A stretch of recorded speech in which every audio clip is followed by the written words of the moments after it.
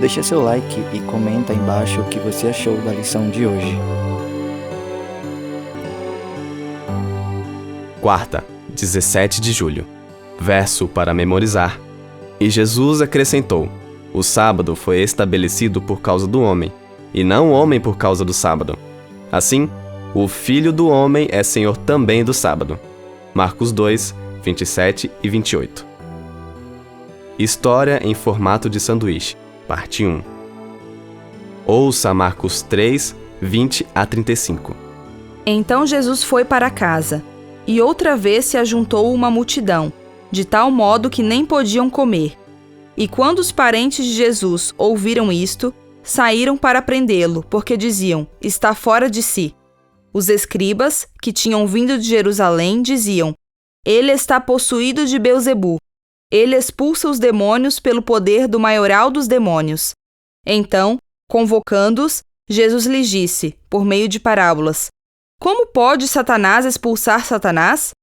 Se um reino estiver dividido contra si mesmo, tal reino não pode subsistir. Se uma casa estiver dividida contra si mesma, tal casa não poderá subsistir. Se Satanás se levantou contra si mesmo e está dividido, não pode subsistir. É o seu fim. Ninguém pode entrar na casa do valente para roubar-lhe os bens, sem primeiro amarrá-lo, e só então saqueará a casa dele. Em verdade lhes digo que tudo será perdoado aos filhos dos homens, os pecados e as blasfêmias que proferirem. Mas aquele que blasfemar contra o Espírito Santo nunca terá perdão, visto que é réu de pecado eterno. Jesus disse isto porque diziam: está possuído de um espírito imundo. Nisto, chegaram a mãe e os irmãos de Jesus, e tendo ficado do lado de fora, mandaram chamá-lo. Muita gente estava sentada ao redor de Jesus, e alguns lhe disseram: olhe, a sua mãe, os seus irmãos e as suas irmãs estão lá fora, procurando o Senhor. Então Jesus perguntou: quem é a minha mãe e quem são os meus irmãos? E olhando em volta para os que estavam sentados ao seu redor, disse: eis minha mãe e meus irmãos. Portanto, aquele que fizer a vontade de Deus, esse é meu irmão, minha irmã e minha mãe. Pergunta 6. Que ligações você vê entre as duas histórias relatadas? Essa passagem contém a primeira história em formato de sanduíche encontrada em Marcos. Nessa técnica narrativa, uma história começa e então é interrompida por outra história, sendo que a primeira é completada somente depois. A história externa, que fica na parte externa do sanduíche, fala sobre os parentes de Jesus, que se preparavam para levá-lo à força, porque achavam que ele estava fora de si. A história interna, que fica na parte interna do sanduíche, menciona os escribas acusando Jesus de estar em complô com o diabo.